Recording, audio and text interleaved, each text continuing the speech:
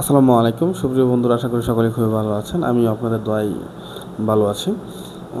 আজকের ভিডিওটা আসলে নির্দিষ্ট তেমন কোনো টপিক্সের উপরও না, কোনো কিছুর উপর ভিত্তি করে না, জাস্ট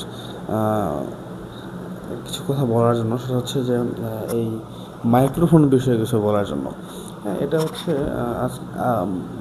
কিছু কথা শুরুতে বলে নিই। আসলে কন্টেন্ট ক্রিয়েশনটা আমার প্রফেশন না, বা আমি এটা কখনো প্রফেশনাল নেবও না। জাস্ট ভালো লাগা থেকে ভিডিও করা। তো সেই সুবাদে আজকে হঠাৎ করে মনে হলো যে একটা মাইক্রোফোন ক্রয় করা উচিত।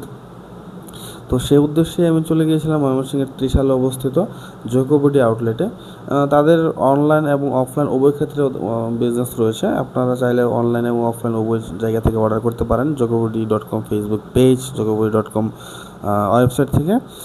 আমি গিয়েছিলাম তাদের আউটলেটে এবং সেখানে গিয়ে আমি বেশ কিছু প্রোডাক্ট চেক আপ করেছিলাম, বেশ কিছু মাইক্রোফোন আমি চেক করেছিলাম। তো তাদের এখানে প্রধানত গ্যাজেট আইটেম সবগুলোই রয়েছে, বিশেষ করে স্মার্ট ওয়াচ, হ্যাঁ, বিভিন্ন এয়ারপডস, অ্যাপল সিরিজের ট্রিমার ইত্যাদি ইত্যাদি প্রোডাক্টগুলো রয়েছে। তো তার মাঝখান থেকে আমি মূলত মাইক্রোফোনটাই কিনতে গিয়েছিলাম। সেখানে গিয়ে আমি বয়া সিরিজের বেশ কিছু মাইক্রোফোন চেক আপ করেছিলাম, টেস্ট করেছিলাম। তার মধ্যে আরেকটা ছিল SX9।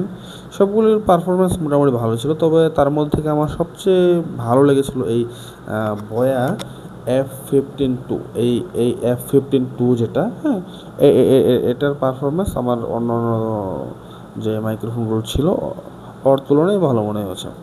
এটাতে হচ্ছে দুইটা TX, হ্যাঁ, এখানে একটা, আরেকটা আমার হাতে, এবং হচ্ছে কানেক্ট করা আছে, সেটা আমার ডিভাইসে অলরেডি প্লাগ ইন করা আছে, আর হচ্ছে একটা চার্জিং কেবল রয়েছে।